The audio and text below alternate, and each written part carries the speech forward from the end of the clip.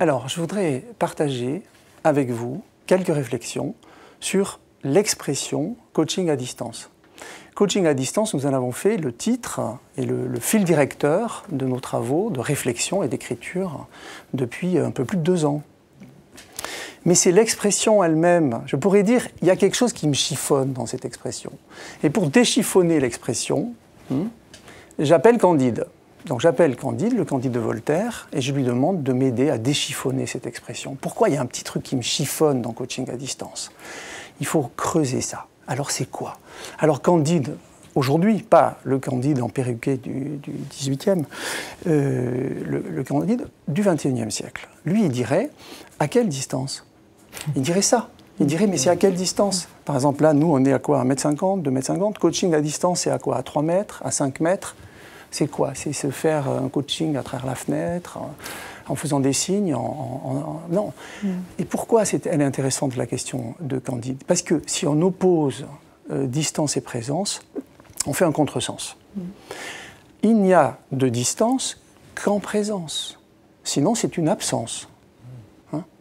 Et il y a de présence qu'avec une certaine distance. Avec une certaine distance. C'est très précis. En latin, praesens, d'où vient le mot présence, présent, praesens veut dire être devant. Être présent, c'est être devant. Ce n'est pas être dessus, ce n'est pas être dessous, ce n'est pas être dedans, c'est être devant. C'est-à-dire, il y a un certain écart. Et cet écart, c'est celui qui va qualifier la présence. C'est la distance qui va qualifier la présence à l'autre. La qualifier, pourquoi? Parce que cet écart, cette distance est réglable, modulable. Là, nous bougeons un peu. Je bouge, vous bougez, voilà. Il y a la respiration. Tout ça fait une façon d'habiter en corps et en parole la présence à l'autre. Et cette distance dans la présence, elle crée les conditions de la relation.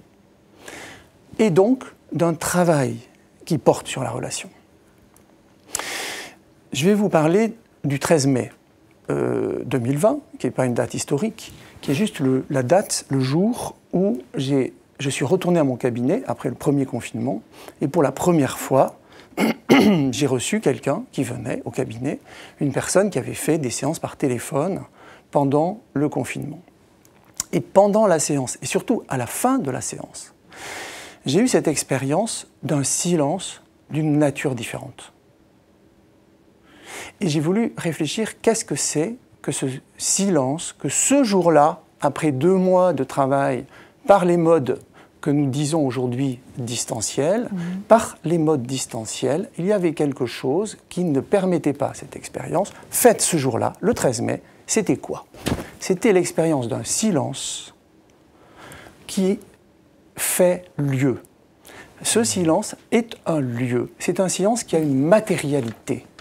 Et la matérialité de ce silence, ce jour-là, à la fin de cette séance, fait de ce silence comme un abri pour la parole, comme une antichambre pour la parole. Le silence en présence, c'est-à-dire à une certaine distance, est le lieu d'une expérience. Pourquoi est-ce que je dis que c'est une expérience singulière? Pourquoi? Parce que, d'abord, ce silence ne peut pas être interrompu. Enfin, si, bien sûr, il peut être interrompu par moi ou par la personne qui est présente. Mais il ne peut pas être interrompu par un collègue qui rentre inopinément dans le bureau.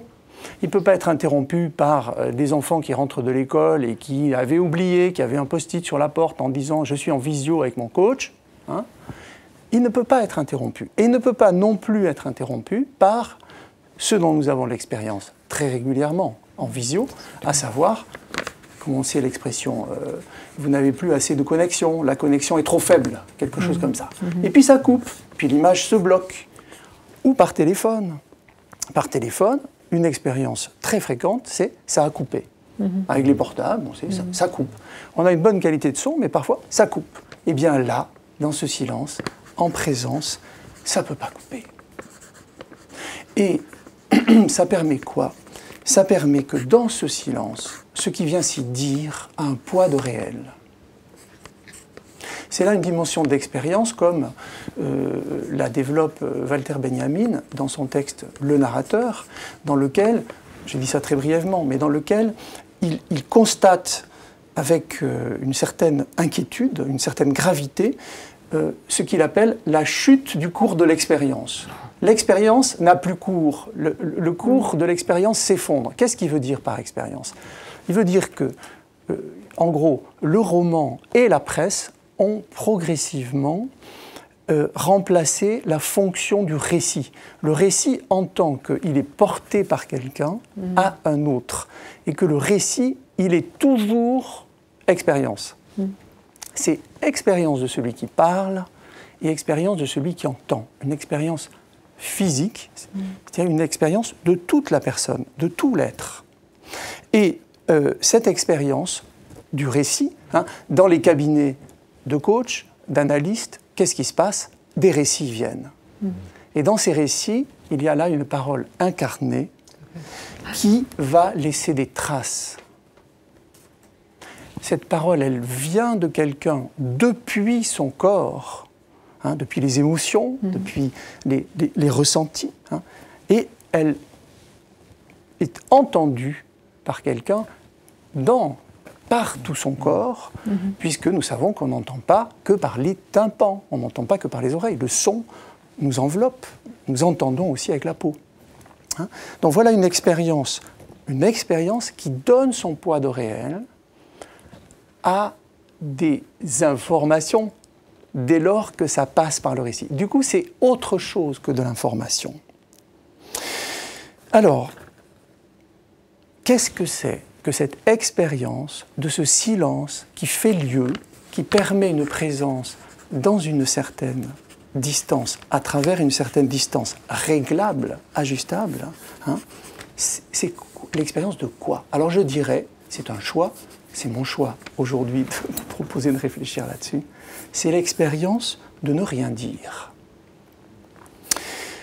Je crois que c'est ça le silence du 13 mai, à la fin de cette séance, c'est qu'il était possible de ne rien dire d'une façon, on pourrait dire, qui ne soit pas un défaut de parole, qui ne soit pas « mais ce silence doit vouloir dire quelque chose ». Non, c'était un silence pour rien, en tant qu'il permet de toucher quelque chose qui est essentiel selon le philosophe Giorgio Agamben, qui a travaillé sur ce concept, c'est-à-dire la puissance de ne pas.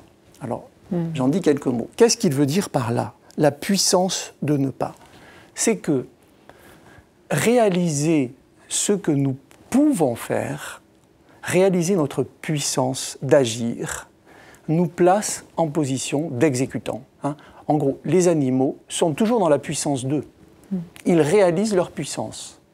Et dit Agamben, et c'est fondamental, c'est qu'il dit l'humain est un être qui détient la puissance de ne pas. Nous sommes vraiment humains quand nous pouvons toucher cette puissance de ne pas. Donc, pourquoi c'est très important? Parce que le monde du travail, aujourd'hui, plus que jamais, exerce de fortes pressions du côté de la puissance. Il s'agit de rechercher, et pour des raisons qui ne sont pas à discuter, qui sont des raisons du fonctionnement des entreprises. C'est-à-dire, il s'agit de quoi? Eh bien, il s'agit de chercher l'efficacité, de chercher l'efficience, la productivité. On pourrait dire, du coup, d'être dans la puissance 2. Ça pousse fort du côté de la puissance 2. Et dans une séance d'accompagnement professionnel, de coaching, il y a la possibilité, peut-être, à ce moment-là, d'ouvrir un espace pour la puissance de ne pas. Par exemple, la puissance de ne pas parler, accepter de ne pas parler, accepter de ne pas convaincre, accepter de ne pas expliquer, accepter de ne pas comprendre, accepter de ne pas contrôler. Giorgio Agamben appelle ça le désœuvrement. Il dit le désœuvrement, Alors c'est un peu provocateur, parce qu'on pourrait dire, mais enfin, c'est quoi parler de désœuvrement alors que nous sommes sur des questions de travail? La question du talent peut tout d'un coup être suspendue. C'est donc un espace pour une parole incarnée qui n'est pas séparée du corps et qui se différencie. Distantia, c'est aussi la différence en latin. Donc qui se différencie, et donc je dirais une parole de sujet au travail, dans un dispositif, un espace qui n'est pas lui-même dans une logique de productivité. C'est-à-dire comment vient se poser avec la question de l'utilisation des moyens audiovisuels, comme disait Claude, le coaching audiovisuel par exemple, on pourrait dire le télécoaching, vient se poser la question de comment utiliser ces dispositifs pour sortir de la productivité, créer un suspens, un espace pour une parole de sujet.